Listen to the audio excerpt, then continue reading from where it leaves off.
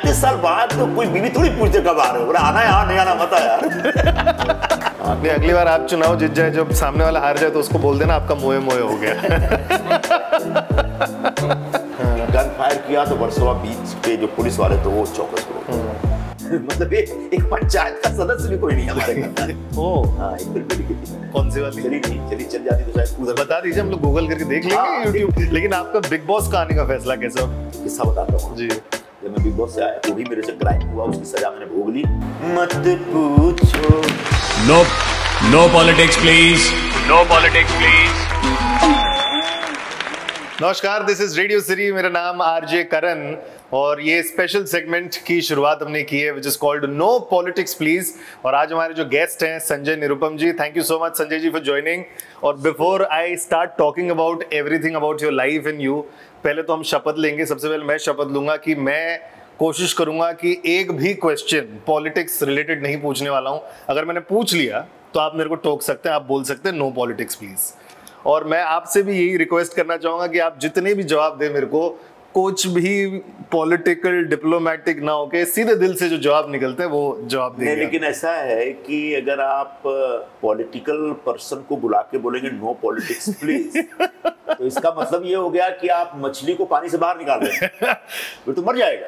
नहीं सर, मछली को कुछ देर तक तो रख सकते हैं पानी के बाहर, जब तक थोड़ा वो फड़फड़ाना स्टार्ट करेगा उसमें डाल देंगे वापस। थोड़ा बीच बीच में गोते, नहीं गोते मरवाते रहेंगे सर बीच बीच में। But thank you so much time निकालने के लिए। और सबसे पहले तो जब मैं आपसे मिला, मैंने आपको पहले ही बोला this is the first time हम एक पॉलिटिशियन को, स्पेशली आपको एक्चुअली ये अवतार में देख रहे हैं। Otherwise we have always seen you in kurta pyjama, एक जैकेट होता है आपका। This is normally the way you dress, या ये कौन से ओकेजन्स में आप पहनते हैं? नहीं, एक तो रेडियो पे आ रहा था, मुझे लगा रेडियो स्टार की तरह दिखना चाहिए मामला। हाँ।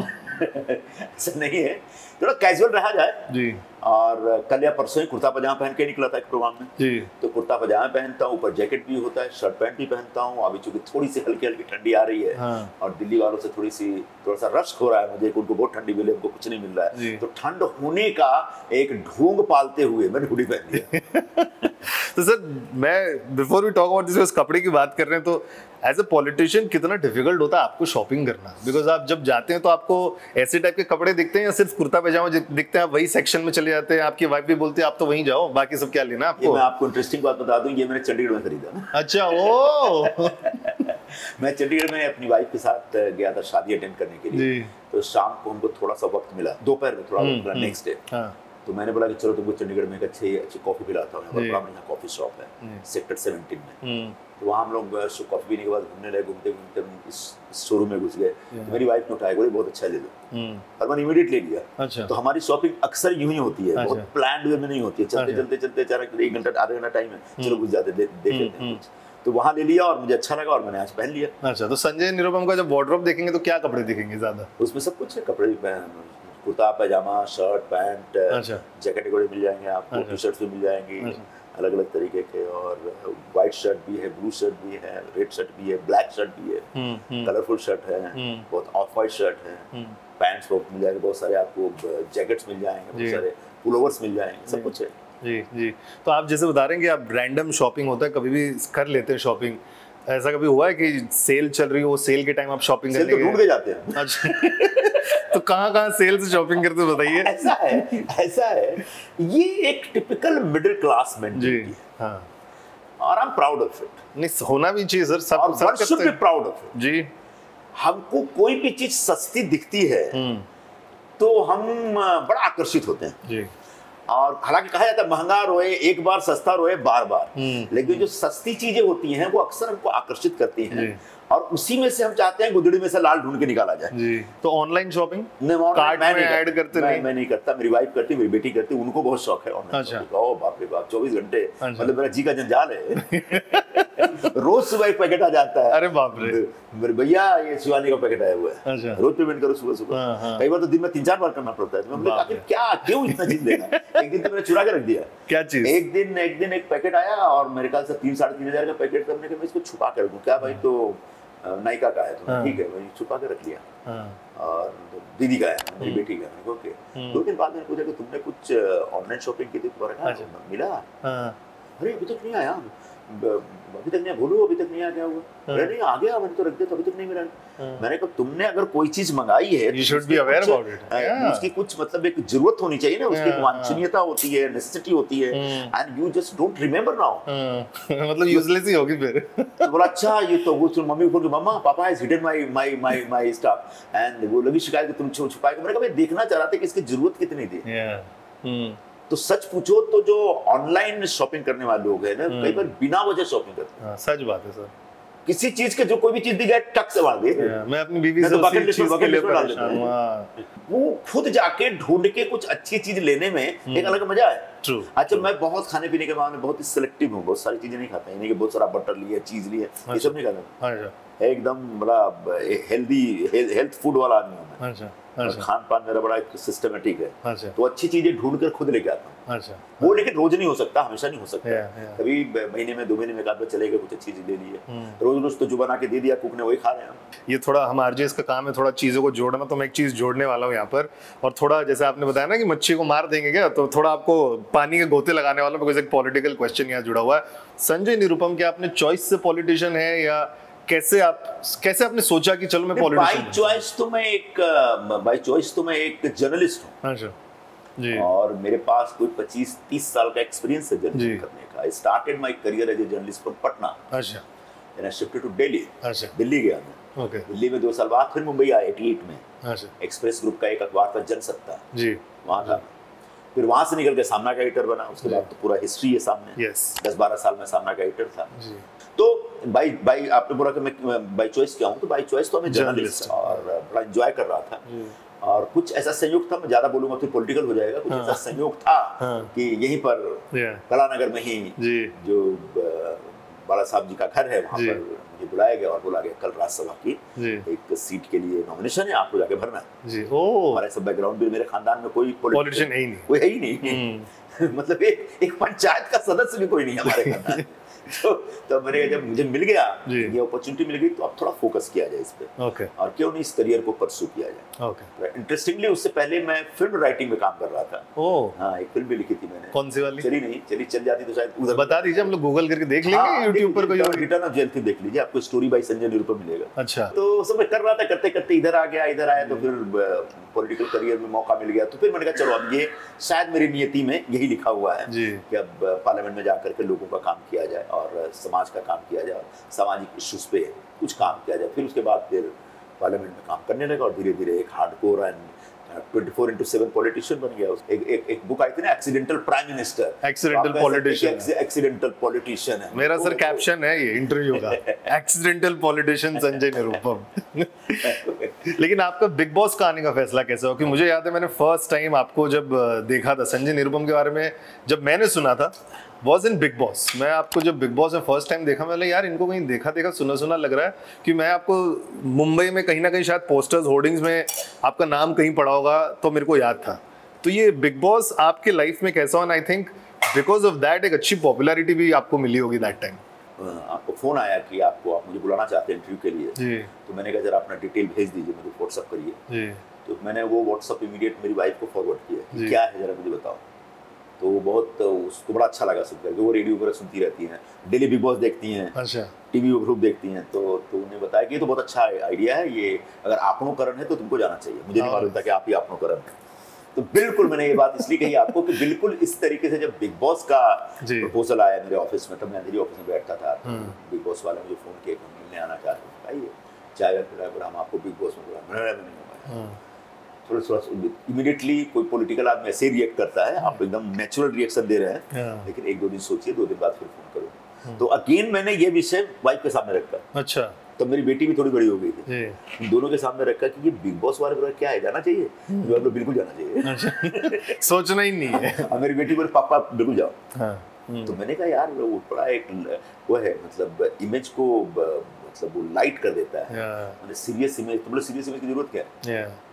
तो आपको जाकर के आप क्या हैं लोगों को दिखना चाहिए। तो फिर भी मैंने 2 दिन बाद भी मैंने हाँ नहीं बोला, उसको 2 दिन बाद वो फोन आया, फिर थोड़ा टाइम लिया, फिर अपने दोस्तों से पूछा। एक दोस्त ने बोला ना मत जाओ तुम्हारी इमेज खराब कर देंगे। क्यों? बोला वहाँ कोई एक लड़की को नंगा सुला देंगे, बोलेगी इसको मालिश कर, फिर वो करना पड़ेगा। बोले ये सब करते रहता है।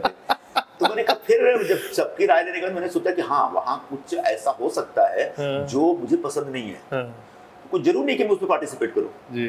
और बड़ा मजा आया मुझे। आपने छेड़ दिया है तो मैं एक किस्सा बताता हूँ जी।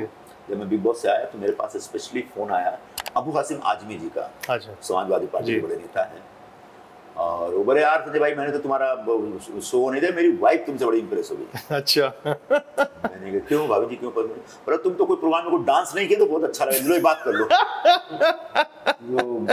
भाभी जी आ गए फोन पे, बोले संजय भाई हमको बड़ा अच्छा लगा आपको। उसमें क्या डांस का एक टास्क देते हैं ना, तो टास्क में क्या था कि एक फुल स्केप पेज है, उसमें 2 जन को डांस किया है, आई रिमेंबर दैट टास्क जी।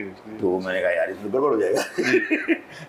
तो मैंने डांस नहीं किया, मैंने कहा मैं नहीं करूंगा। तो बिग बॉस डांट रहे थे, मैं भैया डांट लो, सजा देना दे दो, लेकिन ये कुछ मेरे बस की बात नहीं है। वैसे भी मैं डांसर नहीं हूँ, डांस वांस करने नहीं आता है, और फिर भी ये थोड़ा इतना मतलब बहुत ही एक संकरी गली से गुजरने वाला मामला हो गया, फिर तो कालिक लगना ही लगना है। तो मतलब ये काली की कोठरी मुझे मत डालो, तो मुझे डांटे वाटे को सजा देंगे करेंगे, लेकिन मैंने डांस नहीं किया। तो उनकी वाइफ ने बताया कि आपने डांस नहीं किया ना, को बहुत अच्छा लगा, आपका जो व्यवहार बहुत अच्छा था, हम आपको अप्रिशिएट करते हैं, और मैं तब से आपकी फैन हो गई। वाह। तो ऐसे बहुत सारे लोग मिल गए हमको। तो चुनाव प्रचार के दरमियान में बहुत सारे लोग मिले थे। आपके कादीवली में जब मैं गया 2009 में, 2008 का ये बिग बॉस, 2009 में जब मैं आपका महावीर नगर एरिया में बिल्डिंग शाम को से घूमा, पता चला संजय निरुपम तो बहुत सारे कांदीवली में गुजराती बिल्डिंग के सारे लोग नीचे उतर गए। ये बिग बॉस में देखा इनको। हाँ तो हमने कहा नमस्कार, अरे तमें हमारो बिग बॉस है, ये नहीं बोलते ना तमें हमारो बिग बॉस, बाप रे यहाँ तो बिग बॉस पहुंचा हुआ है, अरे मेरा जो भी हो आशीर्वाद देना। फिर मैं चला गया प्रचार करते करते बोरीवली में, एकदम ऊपर पहाड़ पे चढ़ गया, और ईस्ट में शायद एकदम पहाड़ी बेल्ट था वो। और वहां जब गए तो बहुत सारी दलित और आदिवासी महिलाएं, एकदम गरीब महिलाएं मिल गई, तो उनके बीच में हाथ जोड़ के प्रचार गए। तो उन्होंने बड़ी अच्छी बात की, और मुझे लगा कि इंसान को हमेशा कुछ न कुछ अच्छा करते रहना चाहिए, और बगैर किसी उम्मीद के। आपको कोई आपको अप्रिशिएट करेगा या करना चाहिए, इसकी उम्मीद मत कर, जस्ट करके छोड़ दो जी। तो वहाँ एक लेडी ने मुझे बोला कि आपने ना मोनिका बेदी को घर दिलाया था, तो हम तब से आपको बहुत मानते हैं। मैंने कहा यार 1-8% वोट तो ऐसे ही बढ़ गया अपना। तो मैं तो ऐसे बिग बॉस पे बैठे बेचारी रो रही थी कि मैंने तो सारा जो भी मेरे से क्राइम हुआ उसकी सजा मैंने भोग ली। 9 महीने जेल में, भोपाल जेल में था, 8 महीने में हैदराबाद जेल में थी, और उसके बाद अब मैं जीवन जीना चाहती हूँ तो मुझे कोई घर नहीं देता। तो मेरा ये एक बड़ा एक प्रिंसिपल्ड वो था, एक स्टैंड था कि अगर किसी व्यक्ति ने चोरी की है, किसी कोई क्राइम किया है, तो कानून ने उसको सजा दी, और कानून ने सजा दी और उस व्यक्ति ने सजा भोग ली। उसके बाद उसको जीवन जीने का अधिकार है, उसके बाद हम उसको नहीं रोक सकते, हम उससे हेट नहीं कर सकते, उसको मौका मिलना चाहिए, नहीं तो फिर वापस चला जाएगा उधर। तो मैंने कहा यार मैं प्रिंसिपली सोचता हूँ कि तुम्हारे साथ गलत हुआ, तुम जब आना मैं तुमको घर दिलवा। तो जब मैं निकला तो निकल के वो लड़की बहुत 4-5 हफ्ते रह गई थी। तो मुझे उस समय एक टीवी शो में कोई एक एंकर थे, राजू बजाज, उनने मुझे बोला कि संजय जी मैं आज 9 बजे लाइव शो कर रहा हूँ और I am taking Monica online and you have to come on my show. ठीक है, आ जाओ, क्या दिक्कत है। उधर दोनों को लिया और बोला कि Monica do you remember mister Nirupam has promised to do you remember it.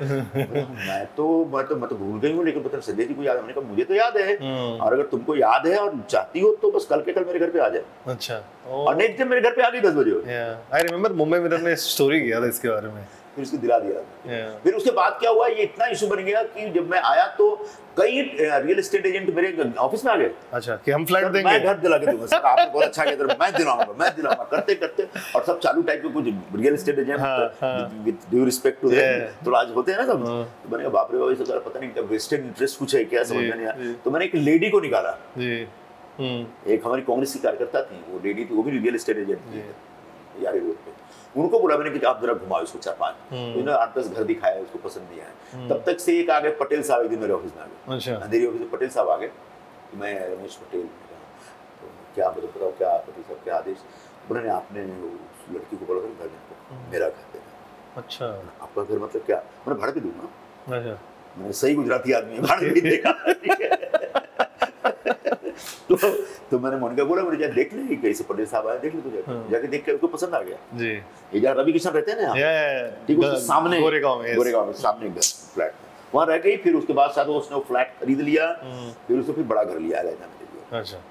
तो इस तरह से चीजें होती रहती हैं। तो एक मैं अच्छा एक शो में बैठा हूँ तो मैं सबको यही कहूँगा, आप किसी भी रोल में हो, किसी भी किरदार में, कहीं पर भी हो सके तो अच्छा कर दो, नुकसान नहीं है उसमें।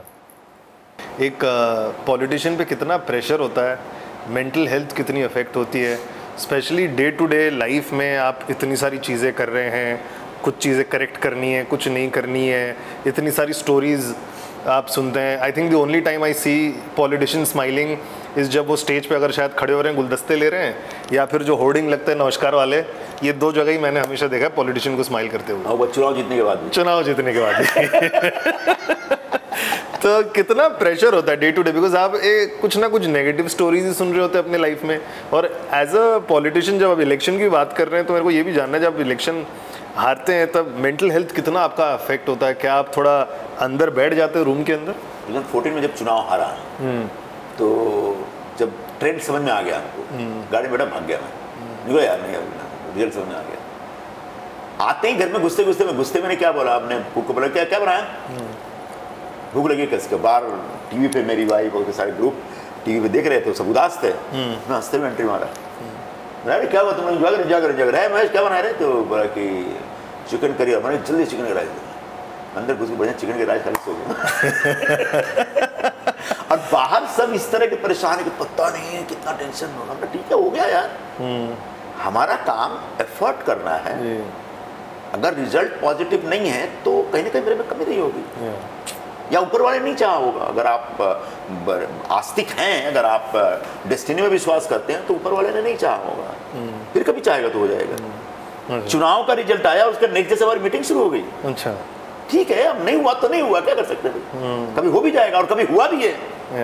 कभी तो आप जीते भी हैं ना, कभी हार भी रहे हैं, हमेशा तो आप नहीं जीत सकते। और जो एक बार जीता है उसको हारना ही है एक बार, और जो एक बार हारा है उसको फिर जीतना है। तो जो हारा है उसको जीतना है, जो जीता है उसको हारना है, चलते रहते। चाहे 2 बार जीतना पड़ेगा, 2 बार हारना पड़ेगा, फ्रीक्वेंसी ज्यादा हो सकती है। 1 मिनट के लिए दिल बैठता है? बिल्कुल बिल्कुल, दिल तो बैठता है। मतलब ये कहना कि दिल नहीं बैठता है, ये थोड़ी हिपोक्रेसी हो जाएगी।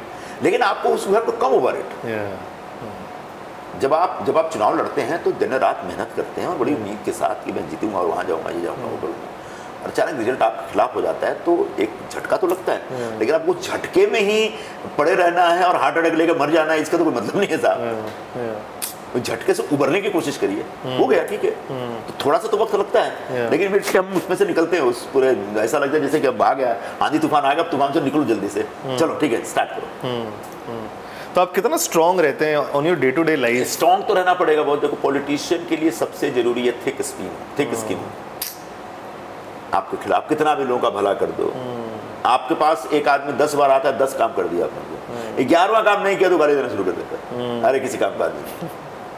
तो आपको चुपचाप इसे लगा चीज झाड़ के निकल जाना है भाई, जब तक हुआ किया भाई, माफ कर, सोचना ही नहीं है कुछ भी। फिर आ जाएगा तो उसको मदद करने की कोशिश कर दो, मतलब ही मतलब। चुनाव हार गया ठीक है, अब जो कमजोर आदमी होगा तो पता चला उसी में उस सदमे में वो बीमार पड़ गया, डॉक्टर आ रहे हैं देखने, हमको सदमा नहीं लगता जी। तो आपको बहुत ज्यादा अंदर से आपका आत्मबल जो है बहुत मजबूत होना चाहिए जी। और पॉलिटिकल करियर तो जो कमजोर आत्मबल का आदमी है उसको तो मैं हाथ जोड़ता, मत आना, बर्बाद हो जाएगी। तो डे टू डे रूटीन क्या होता है संजय निरुपम, डेली क्या करते हैं? डेली तो मतलब मैं तो शुरू से 30-35 साल से बैडमिंटन वाला हूँ मैं। अच्छा, सुबह उठ के बैडमिंटन, लेकिन अभी थोड़ा कम किया, कोविड के जमाने से मैंने एक्सरसाइज शुरू किया है जी। तो सबसे पहले सो के उठते ही शरीर का ख्याल रखा जाए। ओके। फिर थोड़ा पढ़ने लिखने का काम होता है, थोड़ा न्यूज़पेपर वगैरह पढ़ लिया, या कल जो पढ़ रहे थे बड़ा इंटरेस्टिंग था छूट गया, 4-5 नोट जल्दी से पढ़ लिया जाए। फिर थोड़ा आजकल सोशल मीडिया का जमाना है तो अलग अलग सोशल मीडिया रील्स देखते हैं आप सारे? रील्स देखते हैं? बहुत कम देखता हूँ लेकिन मोए मोए पता है आपको क्या है? मोए मोए सुनता रहता, मोए हाँ सुना है ना, पता है ना, तो ठीक है। लेकिन इतना ज्यादा मतलब बहुत ज्यादा फॉलो नहीं करता हूँ जी। नहीं, अगली बार आप चुनाव जीत जाए, जब सामने वाला हार जाए तो उसको बोल देना आपका मोए मोए हो गया। ये रेफरेंस है। इस पे आता है ट्विटर पे और इंस्टा पे अक्सर मोए मोए वगैरह कमेंट बाजी होती रहती है, तो वो मैं थोड़ा सा देखता हूँ। और लेकिन क्या होता है ना, ये सब ये जो सोशल मीडिया है ना, उसमें कोई एक चीज किसी एक विषय पे अगर आपने थोड़ा सा ध्यान से देख लिया ना, तो वही चीज आपके ऊपर बम्बार्डिंग करता है। वो तो है सर, तो पता है और कुछ आ ही नहीं रहा, वही चीज आ रहा है, तो कितना देखेंगे हम लोग, तब बोर हो जाते हैं। तो मैं आपके माध्यम से सोशल मीडिया के जो आर्टिफिशियल इंटेलिजेंस ऑपरेटर्स हैं ना, उनको सजेस्ट करना चाहता हूँ, इतना मत करो, नहीं तो तुम्हारे चैनल से लोग बोर हो जाएंगे। अगर आप मान लीजिए हेल्थ टिप्स, कोई अच्छा हेल्थ टिप्स आए वो देखते, वही देखते रहेंगे, तो पता चला हेल्थ टिप्स और रोज आ रहे हैं आपके पास, अब नहीं चाह रहे तो भी आ रहा है, तो कितना हेल्दी बनना भाई। एक ना हल्दी पियो, दूसरे का जीरा पियो, तीसरे ने कहा अजवाइन पियो, अरे यार सब थोड़े पिया जाएगा, एक ही चीज बोलो ना। तो सोशल मीडिया थोड़ा थोड़ा देखते हैं, फिर क्या न्यूज़पेपर हुआ, फिर हमारा पूजा पाठ मेरी वर्षों से आदत है। अच्छा, वो उसके बाद ऑफिस, खाना बनाया, ऑफिस निकल गया। अच्छा, अगर ऑफिस में पता चला कि आज ऑफिस में कुछ काम नहीं हो रहा है, फिर मेरे स्टाफ नहीं है, तो घर पे बुला लेता हूँ। अभी मैं घर पे सबको बुलाया, घर पे बुला के, तो आमतौर पर 12 के बाद लोगों से मिलना जुलना, अगर मीटिंग है निकलना है, कई बार 9 बजे निकलना होता है, 10 बजे निकलना होता है, 11 बजे निकलना तो सब छोड़ छाड़ के निकल जाते हैं। अच्छा, कितनी बार आपका वाइफ का डेली कॉल आता है, कब आ रहे हो, कब आ रहे हो? अब नहीं हो गया दौर, उस फेज से हम निकल गए। अच्छा। तो अभी फोन नहीं आता, बट पहले जब आता तब कितना? पहले तो बहुत आता था ना, जब नई जब शादी होती है तो मतलब जी का जंजाल होता है। अब नहीं। अच्छा, मेरे पहले कई बार होता, कई बार डांट भी पड़ गई, फिर बाद में रियलाइज मैंने गलत किया, हमने डांटना नहीं चाहिए था, सॉरी भाई, ओके ठीक है। तो अब क्या है, आपने डांटा कि उन्होंने डांटा? मैंने डांटा, हो गया ना यार कितनी बार। तो अब ये है कि अब वो सब क्या होता है ना, हमारी शादी को हो गए ऑलमोस्ट 35 ईयर्स हो गए, तो 35 साल बाद तो कोई बीवी थोड़ी पूछते कब आ रहे हो, बोला आना यार, नहीं आना मत यार। लेकिन क्या आपकी वाइफ आपको डांटती है कभी कभी कुछ? आप डरते हैं? मेरे को ये जानना है सबसे पहले। मैंने सुना है हर पति, जैसे मैं भी थोड़ा थोड़ा डरता हूँ अपनी वाइफ से, सब पति डरते हैं शायद। किस बात पे डरते हैं? चलिए ये let's keep it very specific now, किस बात पे डरते हैं? नहीं मतलब फ्रैंकली स्पीकिंग, इसमें कोई 0% भी हिपोक्रेसी नहीं है, डर वर नहीं है। अच्छा, लेकिन लिहाज है और ख्याल रखता हूँ और कई बार राय मांगता हूँ, और मेरे ख्याल से कंपेनियनशिप यही होती है। अच्छा, मैं उसको डरा कर रखूँ, वो मुझे डरा कर रखे, ऐसी ये जीवन नहीं है। मतलब ये एक ये होता है ना कि अगर मैंने ये कर लिया तो शायद ये डांट मतलब ये बोल दी यार तुमने ये क्यों किया, वैसे वाली भी तो सीन हो गया ना। जैसे मेरा एक सबसे खराब आदत है, जब मैं वॉशरूम से निकलता हूँ कभी मेरा बाथरूम खुला रह जाता है और वो फिर डांट लगाती है। वो सब वो वाली शिकायतों का दौर, वो जो शिकायतों का दौर है ना, वो फिर हम पार कर गए। अच्छा, वो भी पार हो गया। तो बाप रे बाप, वो जब नई शादी होती है, आपका 10 महीना हुआ ना, 10 महीना अभी आपको 2-3 साल तक ये सब झेलना है। अच्छा, उसके बाद आपकी जो वाइफ है ना, वो आपके एयर कंडीशनिंग की एक्यूमुलेटाइज हो जाएगी कि भैया इसका यही है। अच्छा, और इससे ज्यादा कुछ बोलने का तो आप बता दीजिए आप क्या क्या करते थे जिससे अभी आपकी वाइफ यूज्ड टू हो गई है? चलिए let's put it that way कि पहले शायद की खान पान की आदत थी, हमारे खान पान की आदत थी, जो जैसे वो मेरी वाइफ महाराष्ट्रियन है, मैं बिहारी हूँ, तो उनका खाना कुछ और, मेरा खाना, तो फिर वो धीरे धीरे हम लोग, फिर हमारे घर पे खाना बनने लगा बिहारी मराठी मिक्स हो गया। अच्छा, तो वो दोनों मिक्स कर करके एक अलग ही हमने कुजीन क्रिएट कर दिया है। अच्छा, तो उसमें सब लोग खुश रहते हैं, मैं भी खुश, वो भी खुश है, सब खाते हैं। तो लेकिन मुझे बहुत सारा महाराष्ट्रियन कुजीन भी पसंद है, जो मेरी वाइफ का नॉनवेज बहुत अच्छा है, लव दैट नॉनवेज, तो वो बहुत अच्छा बनाती हैं। लेकिन अब नहीं बनाती, एक शुरू में खूब बनाती थी, तो उनकी भी उम्र हो गई, तो वो भी थोड़ा अवॉइड करती है, अब घर में जो कुक है वो सब बनाएंगे जी। तो फिर एक मेरी वाइफ वर्किंग है, बड़ी साफ सफाई की, बड़ी एकदम वो है, एकदम क्लीनलीनेस चाहिए, और मैं थोड़ा सा लापरवाह टाइप का हूँ, तो वो भी, लेकिन उसके साथ करते करते मैं भी सीख गया। अच्छा, तो मैंने कहा क्लीन रहने में कोई नुकसान नहीं है। नहीं है, बिल्कुल नहीं। जैसे अपने रूम में कपड़े इधर पड़ा है, कुछ किताब ऐसे पड़ी है, न्यूज़पेपर ऐसे पड़ा हुआ है, वो घुसते ही सबसे पहले सबको फोल्ड करके सेट करते, वो हमारी आदत पहले नहीं थी, धीरे धीरे मैं सीख गया। मेरे राइटिंग टेबल पे ये पेपर नोटबुक एक दूसरे के ऊपर ऐसे चढ़े रहने चाहिए, उसको ऐसे करके रखा भी जा सकता है, लेकिन वो मुझे अच्छा लगता है, वो जरा बिखरा बिखरा एकदम से वो लुक अच्छा लगता है मुझे। तो जैसे वो लोग देख लेंगे तो फटाफट ठीक करने शुरू कर, मैंने छोड़ दो यार, पता नहीं कौन सा पेपर कहाँ पड़ा हुआ। तो ये सारी चीजें थी, और मुझे याद नहीं आ रहा, बहुत सारी, 35 साल पूरा नहीं बात, मुझे याद नहीं लग गया। आपके लाइफ में वीटो पावर किसके पास है? आपका कोई डिसीजन कौन, आपकी बेटी शिवानी ओवरटर्न कराती है कि वाइफ ओवर, किससे डिपेंड करता है कौन सा सब्जेक्ट है। अच्छा, तो शिवानी कौन? शॉपिंग के मामले में तो शिवानी का वीटो पावर, यहाँ जाना है तो जाना है। अच्छा, और उसके बाद हम लोग बहस नहीं करते, बोले ओके। क्या वो रेपरमांड करती हैं आपको? हाँ, वो बच्चे में बहुत बहुत बहुत इश्यूज पे सुना देती है, लेकिन अच्छा। सुना पड़ता है। कौन आपको एकदम मस्का मारता अगर कुछ काम कराना हो घर पे, कि आपसे कुछ काम निकलवाना हो? आपको बेटी। अच्छा, बेटी। हाँ, क्या क्या स्टाइल? जिस दिन प्यार से बोला गया पापा, हाय पापा, हाउ यू, गुड मॉर्निंग, मेरा कुछ ना कुछ है, कुछ पक रहा है अंदर, आज कटने वाले हैं अपन। जी जी। तो आप सारी आज तक ऐसा हुआ है कि उनकी कोई जिद पूरी नहीं की, सब पूरी हो जाती है? ऑलमोस्ट सब पूरी हो जाती है। अच्छा, टच वुड। ओके। और मुझे अच्छा लगता है। हाँ, अच्छा। I personally feel very satisfied. अच्छा। पहले था कि 100% वो चीज। कितने रिश्तेदार आते हैं सिफारिश करने सर आपके? बहुत आते हैं, बहुत आते हैं। अच्छा। आज से नहीं, जब से मुंबई आया हूँ तब से आ रहे हैं सर। अच्छा।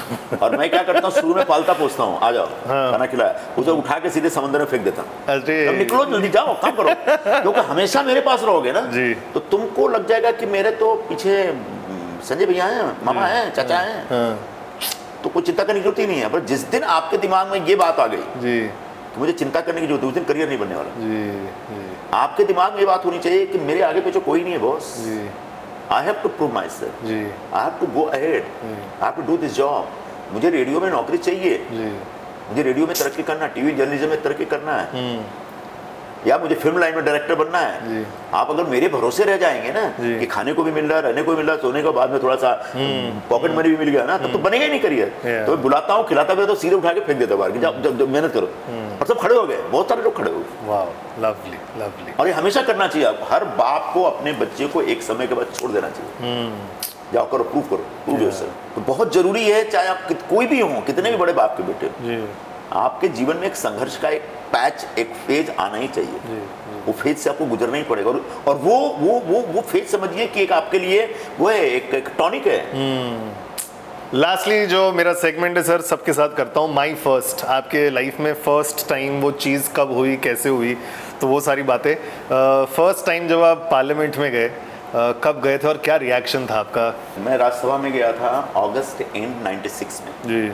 अप्रैल या मई में मैं अपने एक दोस्त के साथ, दो दोस्त थे, एक लड़की थी दिल्ली की और एक मेरा दोस्त था बॉम्बे का। लोग ऑटो रिक्शा से जा रहे थे और राष्ट्रपति भवन के सामने वाले रास्ते जा रहे थे। तब वहाँ पर इतनी सिक्योरिटी वगैरह नहीं होती थी और सामने पार्लियामेंट की बिल्डिंग दिख रही थी।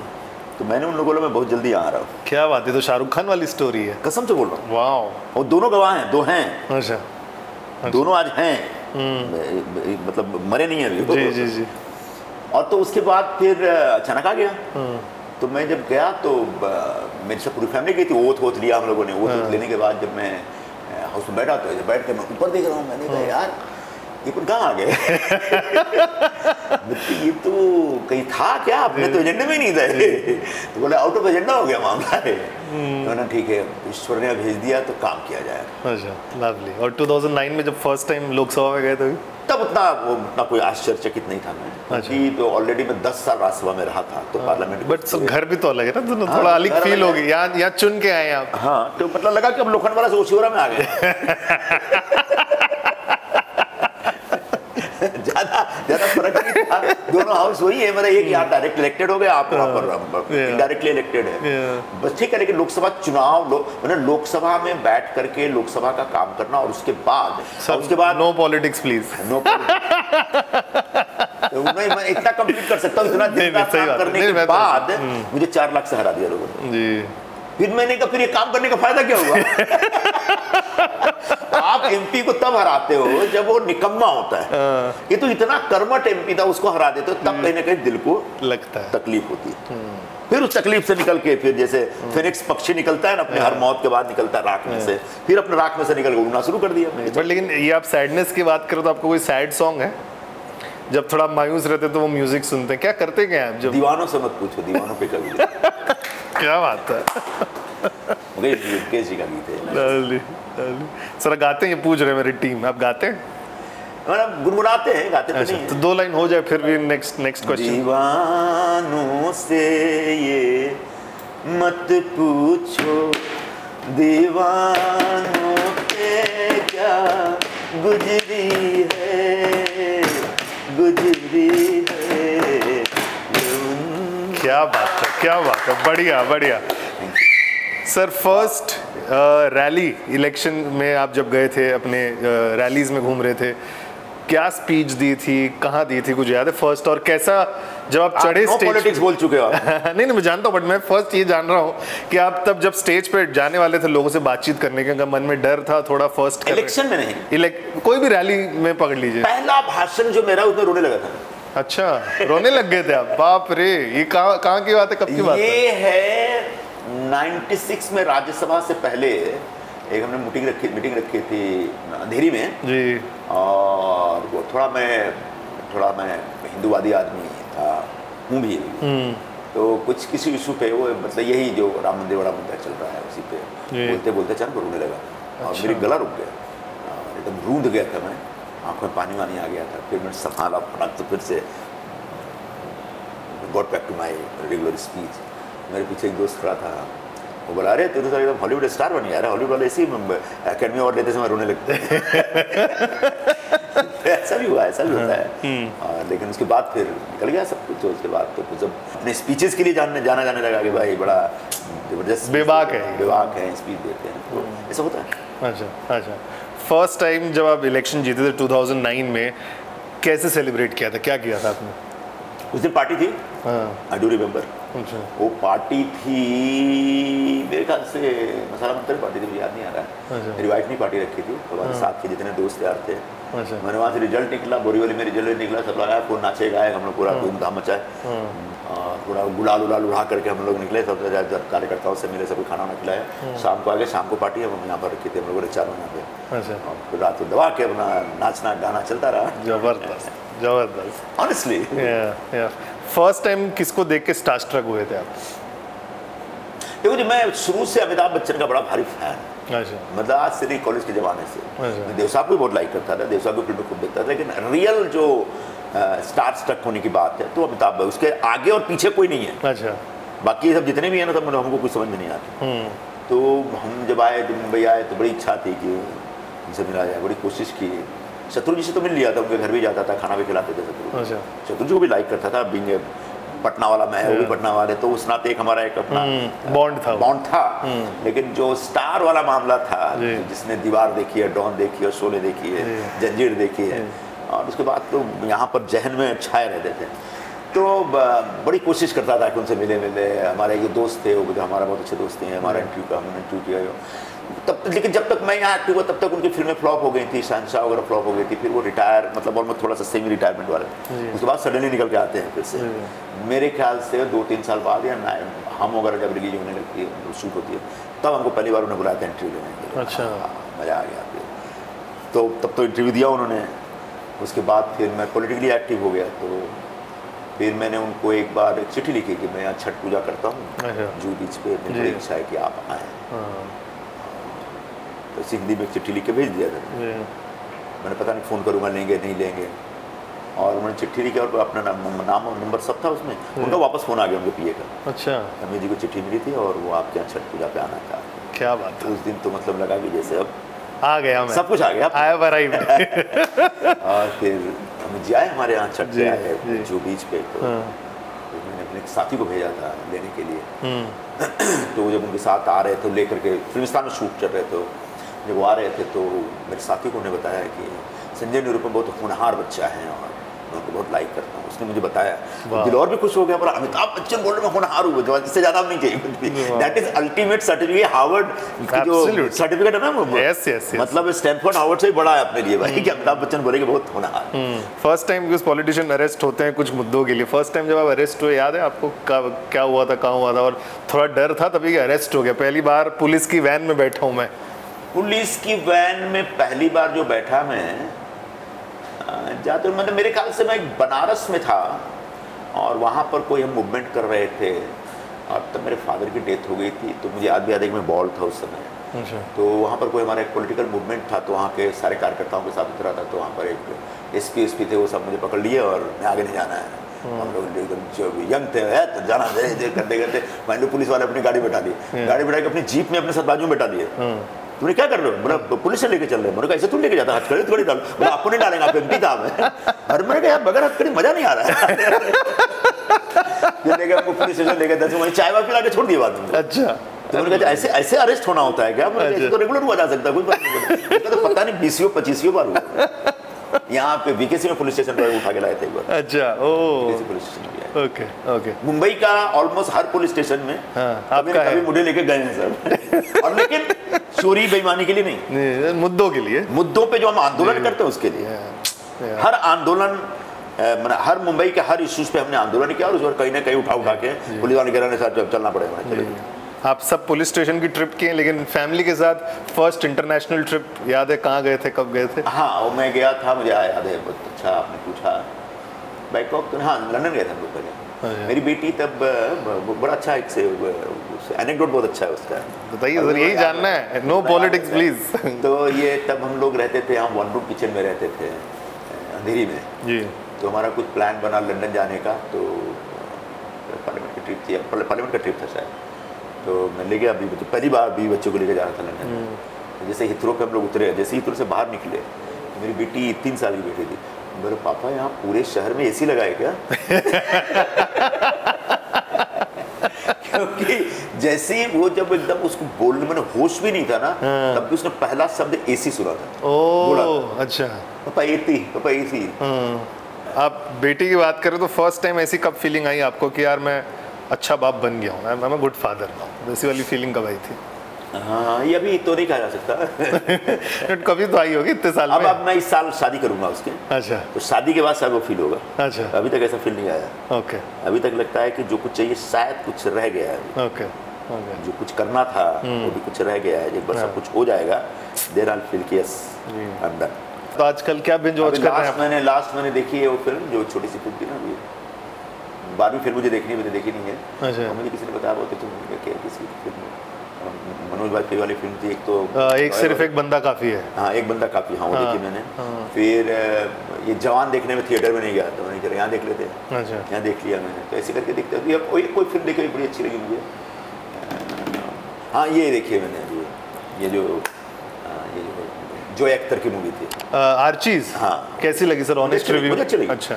कई दोस्तों ने बहुत बेकार, हमने कहा नहीं, एक नए फॉर्मेट की, नए मिजाज की मूवी है जी। आपको सिर्फ वही दीवार और शोले ही देखते रहना है क्या जी? हाँ। एक नए मिजाज की मूवी थी, उस जमाने के एंग्लो इंडियन के बच्चों की कहानी है, जो ना तो इंडियन है ना अंग्रेज है, बीच में अटके पड़े हैं सब। तो उनके जीवन पे उसने लिखा है, बनाया, अच्छा बनाया। अरे इस तरह के एफर्ट होने चाहिए। अच्छा। फर्स्ट टाइम आपने या एक्सीडेंटली पॉलिटिशियन होने का फायदा हो गया आपको कभी? आई एम श्योर कुछ ना कुछ होगा। लीडिंग क्वेश्चन दूसरा है, लेकिन फर्स्ट तो ये जानना है। फायदा उठाया मतलब डेलिबरेटली तो कोई फायदा नहीं उठाते। हाँ, मतलब एक्सीडेंटली कुछ हो गया होगा कि आप पॉलिटिशियन है तो कुछ एडवांटेज। जैसे जाते हैं मॉल में, जाते हैं, लंबी लाइन लगी है पेमेंट वाले काउंटर पे, आप लाइन में लगे हुए हैं। वो काउंटर पे कोई जो पेमेंट वाला लेता है, जो उनका सेल्स वाला है, वो पहचान जाता है, अरे सर वहाँ क्यों लगे, इधर आइए ना। तो हम भी देखते ठीक है यार, इतना हिपोक्रेट होने की क्या जरूरत है? बोले यहाँ पौना घंटा खड़ा रहे तो बेहतर है, चले आते। तो अगर इसको बोलते कि मैंने नाजायज फायदा उठाया, तो नाजायज फायदा उठा नहीं सर, ये होता है, हम लोग भी करते कभी कभी, लाइन काट के मजा आता है। तो ऐसा खुद नहीं काटता मैं, खुद मैं लाइन में जाकर लग जाता हूँ। अच्छा। और ना तो कोई जल्दी खत्म कर, जल्दी लाइन बढ़ नहीं, लेकिन चुपचाप लाइन में लगे हैं। तब तक कोई अगर अचानक समझ लीजिए कि भगवान का दूत बन के उतरा, तो उस दूत को मना नहीं करना, मेरा ले चल भाई। तो कभी जब आप कुछ सामान ले रहे हैं, कहीं रेस्टोरेंट में गए, तो कोई तो बोलता होगा अरे सर आपसे थोड़ी पैसे लेंगे हम लोग। नहीं, इसलिए बहुत लोग हैं, कल भी ऐसे ही हुआ। कल मेरा एक दोस्त दिल्ली से आया था, तो उसको लेके हम लोग मैच लंच में बैठे थे, मैं निकलना है, तो मैं जल्दी निकला, मैंने तुम लोग बैठो, जरा निकलता हूँ। तो मैं अपना पर्स निकाल के उसको पूरा, मैंने कहा कितना होगा बिल, मुझे नहीं पूरा पता कर। नहीं सर आपसे नहीं लेना। तो बोला कि मुझे लेना पड़ेगा। नहीं, हमारी नौकरी चलेगी। मैंने कहा नहीं लेगा तो मेरी नौकरी चली जाएगी। बस बोलता नहीं लिया उसने। अच्छा। नहीं लिया। अच्छा। मैंने उसको वेटर को टिप देके। तो कई जगह इतना, लेकिन ये मैं डेलिबरेटली कोई फायदा नहीं उठाता, मुझे पेमेंट करना है, क्योंकि मेरा मानना है कि कहीं कुछ खाया ना तो पेमेंट करके खाओ, सही वो पचता है। फर्स्ट रूमर, फर्स्ट कंट्रोवर्सी आपकी कौन सी थी, आपको याद है? बहुत सारे एक बार मैं अपना बर्थडे मनाने गया था वर्सोवा बीच पे, एक दोस्त को बोल के बोट ली मैंने। अच्छा। बोट पे बर्थडे मना रहे थे। ओके। मेरी माँ थी, मेरी बड़ी बहन थी, मेरी वाइफ, मेरी बेटी, ये 4 लोग थे। उसके अलावा मेरे भाई, मेरे कुछ साथी, कुछ अच्छे वर्कर, जी। अरे वहीं बोट पे ही घूमते रहे, केक वेक काटते रहे। मेरे एक दोस्त है, वो यूपी का लड़का है, उसको गन फायर करने का बड़ा शौक है। तो यूपी बिहार में ना कोई खुशी होती तो गन फायर, वो साला गन फायर कर दिया। गन फायर किया तो वर्सोवा बीच पे जो पुलिस वाले तो वो चौकस हो गए। किसी ने मैसेज दे दिया कि वहाँ फायरिंग हो गई। बाप रे। बोट पे फायरिंग हो गई और कोई अंडरवर्ल्ड का डॉन आया था। अरे बाप रे। अच्छा जी, फिर हमारे फोन आने लगे जी। तो मैंने कहा यार तू साला क्या फायरिंग किया है, गड़बड़ हो गया है, चलो चलते हैं। तो मैं बाहर आया तो देखा कि पुलिस वाले सब पीछे गए। जब मुझे देखा तो मस्ती की, क्या हो गया? मैंने कहा तेरी फायरिंग जा रही साहब तिकड़े। हाँ, जब मैंने पूछी तो गन गया है, जिसने फायर किया तो चुपके से निकल गया गन लेकर। कहा किसका गन है? नेक्स्ट डे खबर छपी कि कोई दाऊद इब्राहिम का कोई गुर्गा था, रोहित वर्मा नाम मुझे याद है। अच्छा। वो संजय निरुपम के बर्थडे पे आया था, वो फरार गुर्गा है। अरे बाप रे। वो संजय निरुपम के साथ बर्थडे मनाया और उसने फायरिंग की। अच्छा अच्छा। Lastly sir, first non political interview करके कितना मजा आया आपको? कि इसके पहले भी किया है आपने? नहीं, मजा आया, मजा आता है। पॉलिटिकल बातें तो हम रोज ही करते हैं जी। 24 घंटे वही करते हैं, पॉलिटिकल इश्यूज पे करते हैं। इतना याद रखिएगा कि जो पॉलिटिकल इंटरव्यू होते हैं ना, वो आधे झूठ होते हैं। अच्छा। जितने पॉलिटिशियन इंटरव्यू देते हैं ना जी, 100% सच नहीं होते जी जी। तो हम भी जो पॉलिटिकल इंटरव्यू देते हैं सब झूठ ही रहता है उसमें। तो यहाँ तो सच्चाई से बहुत सारी बात है। यहाँ तो सच बोलना पड़ता है, सच बोलना, क्योंकि आपके सच से किसी का नुकसान नहीं है। एक पॉलिटिकल करियर में पॉलिटिकल इंटरव्यू जब हम देते हैं तो बहुत बार आपको पता है कि आप झूठ बोल रहे हैं, लेकिन अगर सच बोल देंगे तो पार्टी से निकाल देंगे सब। अच्छा। तो आप पार्टी में बने रहने के लिए आप झूठ बोल के निकल जाते हैं। अच्छा। या अगला आदमी दूसरी पार्टी वाला जो दोस्त है आपका नाराज ना हो जाए इसलिए उसके बारे में झूठ बोल देते हैं, सच नहीं बोलते। ये सर कैसे आप, मतलब लास्टली यही जानना before we wrap up the interview, इतने सारी जब लड़ाई झगड़े होते हैं, बातचीत करते रहते हैं एक दूसरे के बारे में, फिर जब मिलते हैं तो सोशली गुड कैसे हो जाते हैं सब लोग वहाँ पर? क्योंकि थोड़ा सा भी कम हुआ है इंडिया में, हिंदुस्तान की पॉलिटिक्स में थोड़ा सा ये परंपरा कम हुई है। पहले तो बहुत अच्छा था। अच्छा। पहले इतना अच्छा था कि राम मनोहर लोहिया एक सोशलिस्ट लीडर हुआ, नेहरू जी के जबरदस्त क्रिटिक थे और नेहरू जी के खिलाफ 24 घंटे लोकसभा में बोलते रहते थे। अच्छा। कुछ भी करते थे तो नेहरू जी की आलोचना करते थे। अच्छा। वो लोकसभा हार गया। अच्छा। नेहरू जी ने स्पेशल एफर्ट लेकर के लोहिया जी को राजस्थान बुलवाया। बोले ठीक है, मेरा क्रिटिक है लेकिन इसका रहना चाहिए पार्लियामेंट में। सही बात, क्रिटिक तो चाहिए ना हमको। आज जो हमारे महाराष्ट्र के जो आपको चीफ मिनिस्टर या मिनिस्टर से दिखते हैं, कभी एक दूसरे के साथ चाय पीते देखा आपने? जो बहुत गलत है। बिकॉज आप एक ओपोनेंट है ना, ओपोनेंट होना और एनिमी होना दोनों में फर्क है। हम पॉलिटिकल ओपोनेंट हो सकते हैं, पॉलिटिकल एनिमी नहीं हो सकते। ओके। तो हम दो अलग अलग पार्टियों के लोग हो सकते हैं, दोनों की अपनी अपनी थ्योरी है, अपनी अपनी आइडियोलॉजी, अपने अपना सोच है, अपना नजरिया है, और हम दोनों लोग हम अपने अपने नजरिए से बात करेंगे, दोनों का नजरिए में टकराव होगा। ठीक है, लेकिन इसका मतलब ये नहीं कि हम दोनों एक दूसरे के दुश्मन हैं। जी जी। अब थोड़ा असर पॉलिटिकल हो रहा है लेकिन हाँ। But thank you so much sir आने के लिए। एंड नो पॉलिटिक्स प्लीज में एकदम सर नो पॉलिटिकल आंसर आपने दिया, और जितनी दिल खोल के बात आप कर पाए, मेरे को लग रहा है फुल दिल खोल के बात की। So thank you so much, thank you so much sir, thank you.